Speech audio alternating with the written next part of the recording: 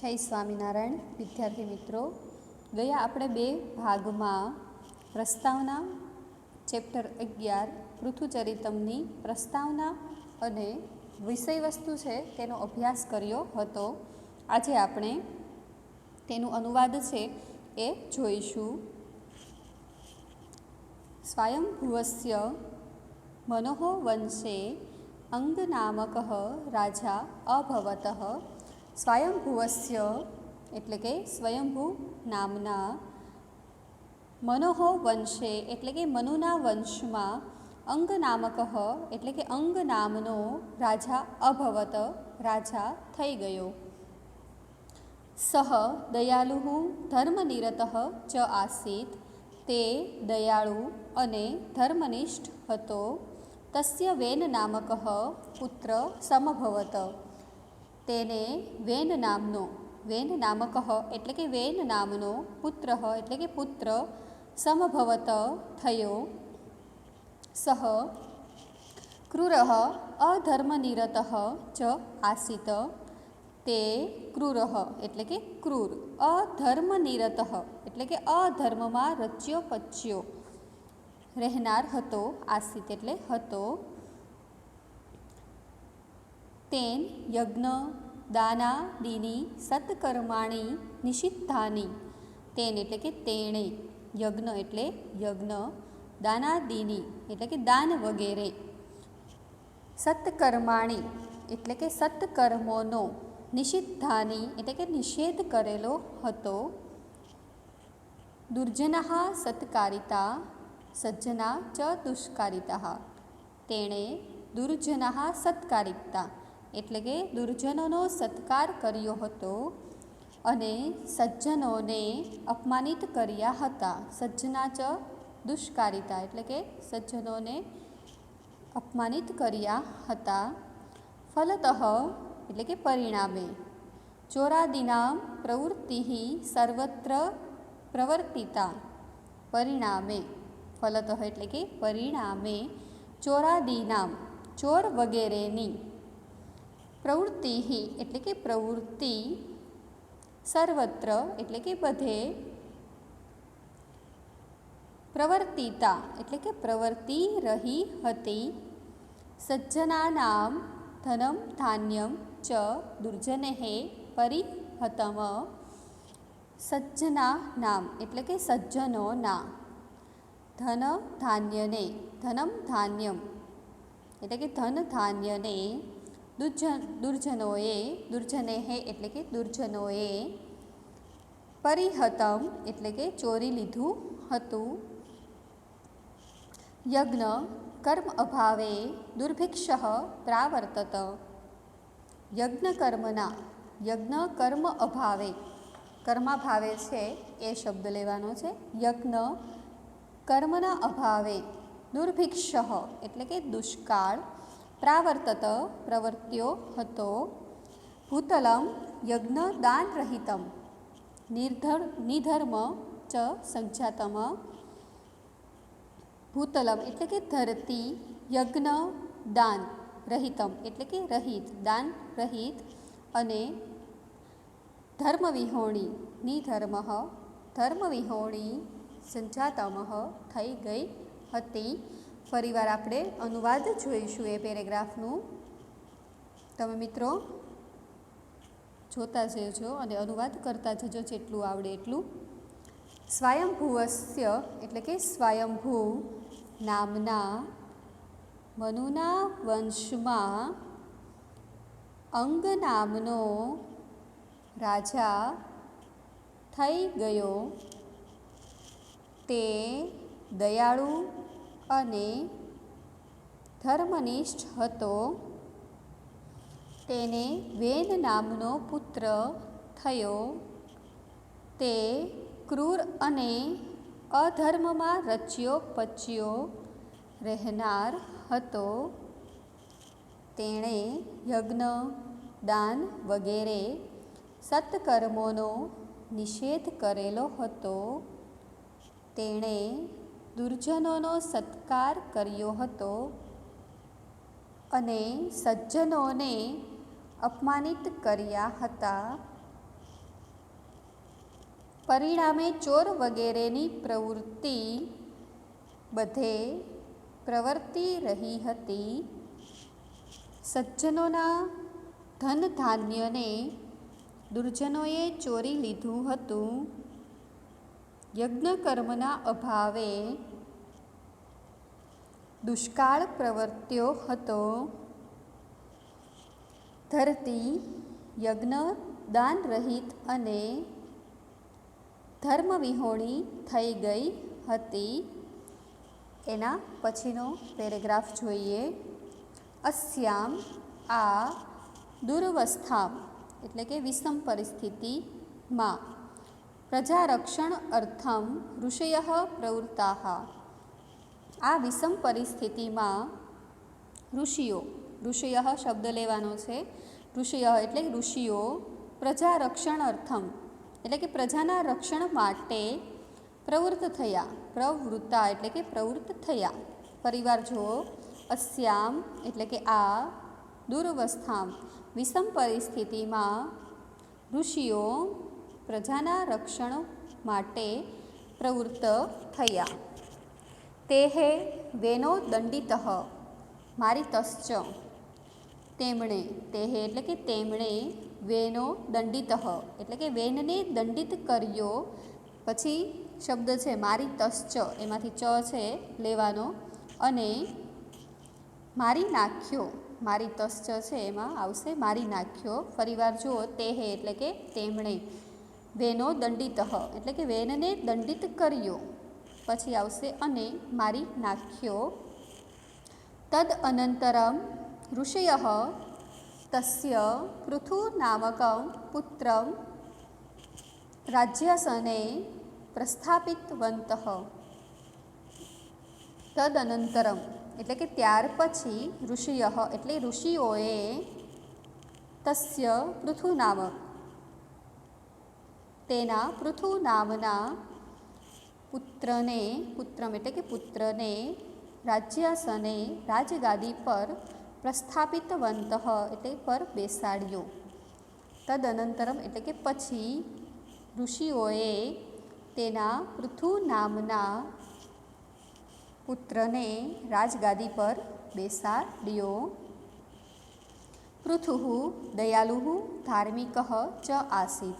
પૃથુ દયાલુ એટલે કે દયાળુ, ચ અને ધર્મનિષ્ઠ ધાર્મિક એટલે કે ધર્મનિષ્ઠ હતો, આસીત એટલે હતો. વેનસ્ય શાસને પીડિત પ્રજા અભિક્ષિતમ તમ ધાર્મિક પૃથુમ ઉપસ્થુઃ. વેનસ્ય શાસને પીડિતા વેનના શાસનમાં પીડાયેલા પ્રજાજનો અભિક્ષિતમ તમ અભિષેક પામેલા તે ધર્મનિષ્ઠ પૃથુની પાસે ઉપસ્થિત થયા. સુધાતાર્યાઃ પ્રજાયાઃ પરિપાલનાય ધાન્યમ અપેક્ષિતમ આસીત. સુધાતાર્યાઃ એટલે કે ભૂખથી પીડાયેલી, પ્રજાયાઃ એટલે કે પ્રજાના, પરિપાલનાય પૂર્ણપણે પાલન માટે, ધાન્યમ એટલે કે ધાન્યની અપેક્ષા હતી. અપેક્ષિતમ આસીત અપેક્ષા હતી. ફરીવાર જુઓ. ભૂખથી પીડાયેલી પ્રજાના પૂર્ણપણે પાલન માટે ધાન્યની અપેક્ષા હતી. ભૂતલમ યજ્ઞદાન રહિતમ નિધર્મ ચ આસીત. ભૂતલમ એટલે કે ધરતી, યજ્ઞદાન રહિતમ એટલે કે યજ્ઞ અને દાનથી રહિત, નિધર્મ ચ આસીત એટલે કે ધર્મ વિહોણી હતી. તાદૃશમ ભૂતલમ દૃષ્ટવા પૃથુ તમ દગ્ધું ઉદ્યતઃ અભવતઃ. તાદૃશ એટલે કે તેવી, ભૂતલમ એટલે કે ધરતીને, દૃષ્ટમ એટલે કે જોઈને, પૃથુ એટલે કે પૃથુ, તમ એટલે કે તેને, દગ્ધુમ એટલે કે બાળી નાખવા, ઉદ્યતઃ અભવત. એટલે કે તૈયાર થયો. તતઃ ઇયં ભૂઃ ગોરૂપમાસ્થાય પલાયિતું ઉદ્યતઃ. તતઃ એટલે કે પછી આ ધરતી ગાયનું રૂપ લઈને નાસી જવા માટે તત્પર થઈ. પૃથુ તસ્યાઃ પૃષ્ઠતઃ અનુગતઃ. પૃથુ તેની પાછળ ગયો. અંતે એક દેશે સ્થિત્વા. અંતે એટલે કે છેવટે, એક દેશે એટલે કે એક સ્થાનમાં સ્થિત્વા ઊભી રહીને કિમ કરોતિમ ઇતિ ભૂમિ અબ્રવીત. એક સ્થાનમાં ઊભી રહીને હું શું કરું, કિમ કરોતિ એટલે કે હું શું કરું એમ ધરતી બોલી. ભૂમિ અબ્રવીત એટલે કે ધરતી બોલી. પૃથુઃ અપી સ્થાવરસ્ય ચરસ્ય ચ ઈપ્સિતં દેહિ ઇતિ તામ બ્રવીત. પૃથ્વીએ પણ સ્થાવરસ્ય એટલે કે સ્થાવર એટલે હું આવશે વૃક્ષ વગેરેને, તેમજ ચ એટલે તેમજ ચરસ્ય એટલે કે ફરતા મનુષ્ય વગેરે ને ઇષ્ટ વસ્તુ આપજે એમ તેને કહ્યું. ઈપ્સિતમ દેહી ઇતિ તામ બ્રવીતમ. ઈપ્સિતમ એટલે કે જે ઈચ્છા મુજબનું, તેમજ ફરતા મનુષ્યને ઇષ્ટ વસ્તુ આપજે તેમ તેને કહ્યું. તામ બ્રવીતમ તેમ તેને કહ્યું. ભૂઃ તથાસ્તુ ઇતિ ઉક્ત્વા તત્રેવ સ્થિતા. ભૂઃ એટલે કે ધરતી, તથાસ્તુ એટલે કે ભલે તેમ થાઓ. ઇતિ ઉક્ત્વા એમ બોલીને તત્રેવ સ્થિતા ત્યાં જ ઊભી રહી. તામ ગોરૂપામ સ્થિતા ભૂમિ પૃથુઃ દુદોહ. પૃથ્વીએ તે ગાયરૂપી ધરતીને દોહી. દુદોહ એટલે કે દોહી. અસ્મિન દોહન કર્મણિ અન્નરૂપમ પ્રભુતમ દુગ્ધમ પ્રાપ્તમ. અસ્મિન આ દોહવાના કર્મમાં અન્નરૂપી પુષ્કળ દૂધ પ્રાપ્ત થયું. તેન અન્નેન પૃથુના પ્રજા સંરક્ષિતા અનુરંજિતા ચ. તેન અન્નેન તે અન્ન વડે પૃથુના પ્રજા પૃથુએ પ્રજાજનોની સંરક્ષિતા એટલે કે રક્ષા કરી. ચ હવે લેવાનો છે. અને અનુરંજિતા એટલે કે તેમનું મનોરંજન કર્યું.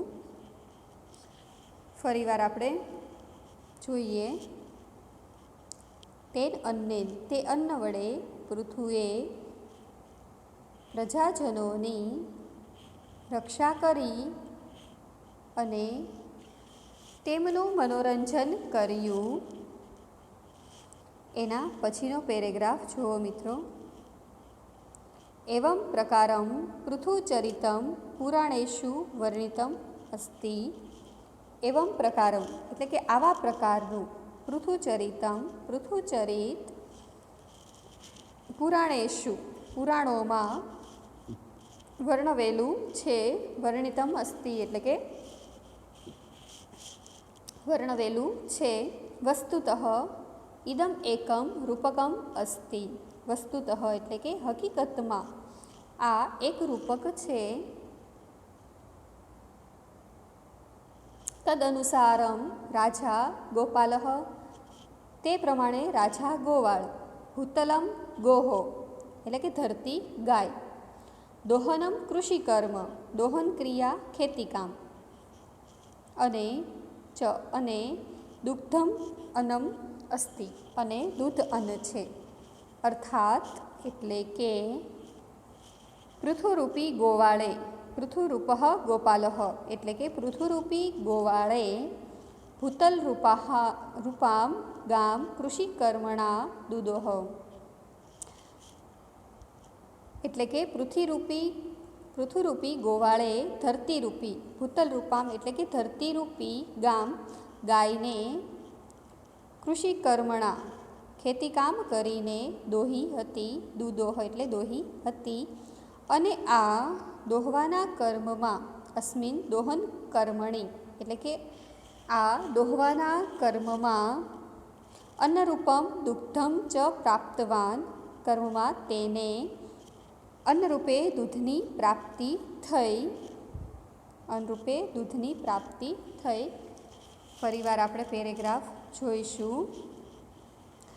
એવમ પ્રકારમ એટલે કે આ પ્રકારનું પૃથુચરિત પુરાણોમાં વર્ણવેલું છે. હકીકતમાં આ એક રૂપક છે. તે પ્રમાણે રાજા ગોવાળ, ધરતી ગાય, દોહન ક્રિયા ખેતીકામ અને દૂધ અન્ન છે. એટલે કે પૃથુરૂપી ગોવાળે ધરતીરૂપી ગાયને ખેતીકામ કરીને દોહી હતી અને આ દોહવાના કર્મમાં તેને અન્નરૂપે દૂધની પ્રાપ્તિ થઈ. હવે મિત્રો આપણે એનો સંદેશ છે એ સંદેશ આના પછીના લેક્ચરમાં જોવાનો છે ભાગ 4માં. અસ્તુ મિત્રો.